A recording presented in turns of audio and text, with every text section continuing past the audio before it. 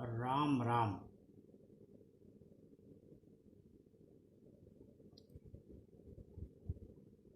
पूजा के लिए श्रद्धा सबसे सुंदर सुमन है और निष्ठा से अच्छी कोई साधना नहीं है।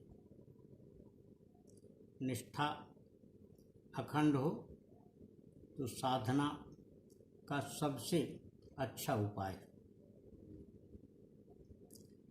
अमूमन हर रोज़ हमारी ज़िंदगी में ऐसा होता है जब हमारे मित्र, हमारे शुभेच्छु, हमारे विभिन्न परिजन हमें बहुत अच्छे संदेश के साथ सुप्रभात या अपने अपने तरीके से अपनी मंगल कामनाएं जाहिर करते हैं।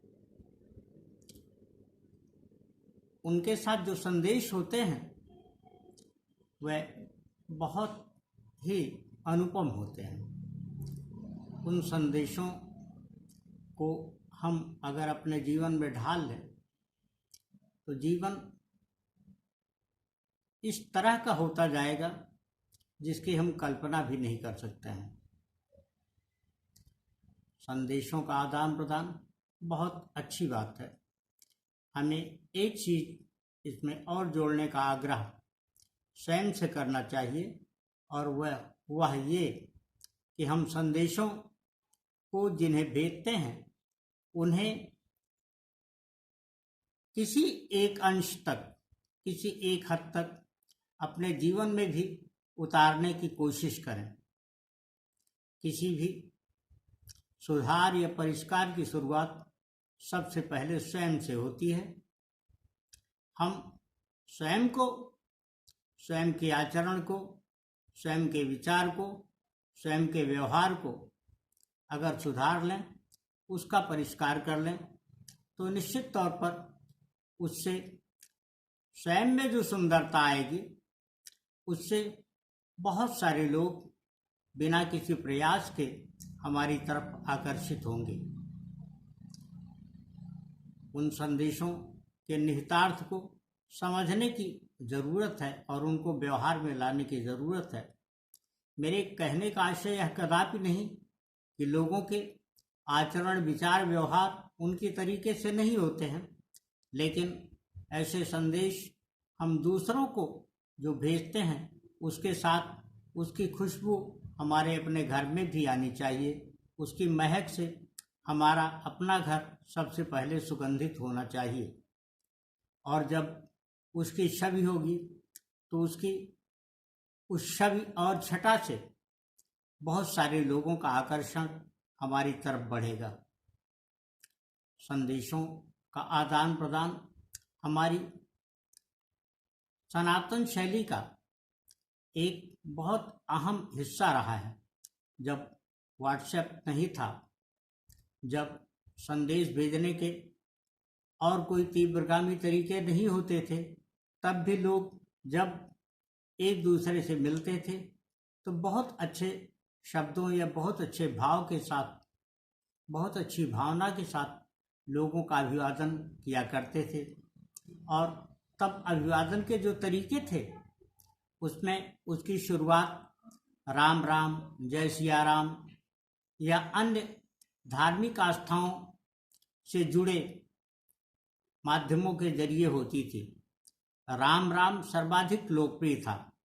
राम राम के बारे में एक विद्वान का कहना है कि राम शब्द वास्तव में 54 ध्वनियाँ उत्पन्न करता है और जब हम 2 बार राम राम कहते हैं तो इससे 108 ध्वनियाँ होती हैं।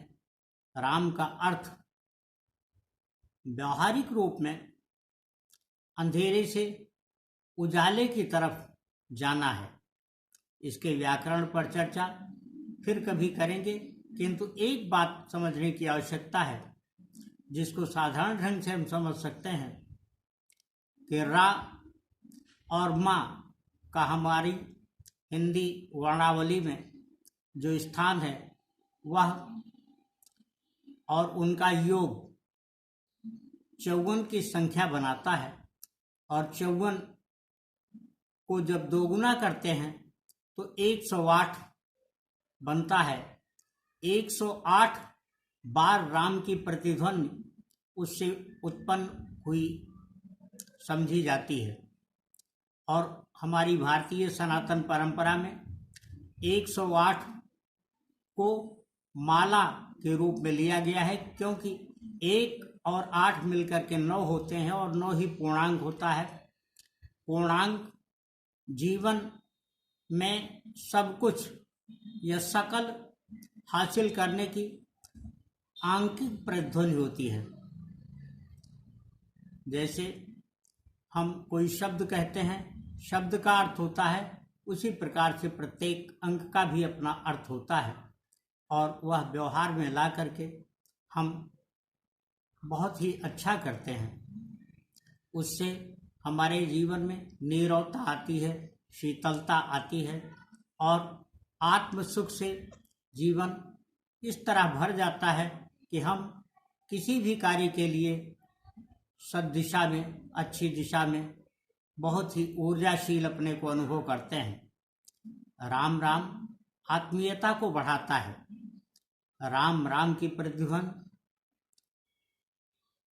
जो ना अपना सकें, जो अपनी आदत में न बना सकें, उनके द्वारा जो अब तरीके अपनाए जाते हैं, नमस्ते, नमस्कार या अन्य किसी भी प्रकार की बातें, गुड मॉर्निंग अथवा अन्य किसी शब्द या उपवाक्य के जरिए, वह भी अच्छे हैं। लोगों को उनकी अपनी सोच और समझ के अनुसार धारणा को जारी रखना चाहिए, लेकिन अगर समाज में कुछ अच्छा उपलब्ध है, कोई अच्छी शिक्षा उपलब्ध है, कोई अच्छा चलन हो सकता है जो समाज को सहज ढंग से स्वीकारी हो, तो उसे जीवन में अवश्य उतारना और लाना चाहिए। कुछ लोग जय श्री कृष्णा, कुछ लोग जय कृष्णा, कुछ राधे राधे, कुछ जय शिव शंकर, कुछ लोग ओम नमः शिवाय आदि का भी उच्चारण करते हैं। इन सब के अपने अपने निहितार्थ और अपने अपने प्रतिफल हैं, लेकिन राम राम शब्द से अभिवादन शुरू करने का एक जो सर्वाधिक श्रेष्ठ प्रतिफल है, वह ये कि इससे अधिक आत्म शांति कोई भी दूसरा शब्द नहीं प्रदान करता है। इससे प्राप्त हुआ आत्म सुख हमारे सोच को, समझ के दायरे को बढ़ाता है, और हम सकारात्मक दिशा में बहुत कुछ अच्छा सोचने के लिए प्रयत्नशील होते हैं, अच्छा समझने के लिए प्रयत्नशील होते हैं, और अच्छे यत्न बढ़ते हैं। हमें सदैव यह ध्यान में रखे जाने की आवश्यकता है कि हम जब अपने आचरण को बेहतर बना लेंगे, अपने विचार को बेहतर बना लेंगे, विचार की शक्ति को बेहतर बना लेंगे, और वह हमारे व्यवहार में उतर जाएगा, तो हमें दूसरों को अपने अनुकूल बनाने के लिए किसी खास यत्न की कोई आवश्यकता नहीं होगी। लोग अपने आप जिनमें सकारात्मक ऊर्जाएं हैं, जो सकारात्मक तरीके से सोचते हैं, वो हमारी तरफ आकर्षित होते आएंगे, और उनका यह आकर्षण न केवल हमारे लिए अच्छा होगा, बल्कि उनके साथ संपूर्ण समाज के लिए बेहतर होगा। इसलिए कि समाज केवल मेरा नहीं है, हम सबका है, और हम सबका यह दायित्व है कि हम समाज को अच्छा बनाने के लिए, अच्छा समझने के लिए, अच्छा करने के लिए यत्नशील हों। एक और बात जो इस संबंध में महत्वपूर्ण है, वह ये कि हम अपने सोच और चिंतन के दायरे में बहुत सारे विषयों को सम्मिलित करते हैं। क्या हम ऐसा कर सकते हैं कि हर रोज किसी धार्मिक ग्रंथ की एक चौपाई, दोहे, श्लोक या अन्य किसी कविता अथवा किसी कथन को अपने जीवन में व्यवहार में लाने की कोशिश करें, और हम उसके निहितार्थ को समझते हुए उस पर चलने का यत्न करें, स्वयं के स्वरूप को उसमें ढालने का यत्न करें। इससे जो बेहतरी आएगी वो न केवल हमें बल्कि हमारे समाज को तो सुधारेगी ही। हमारे परिवार से इसकी शुरुआत होनी चाहिए।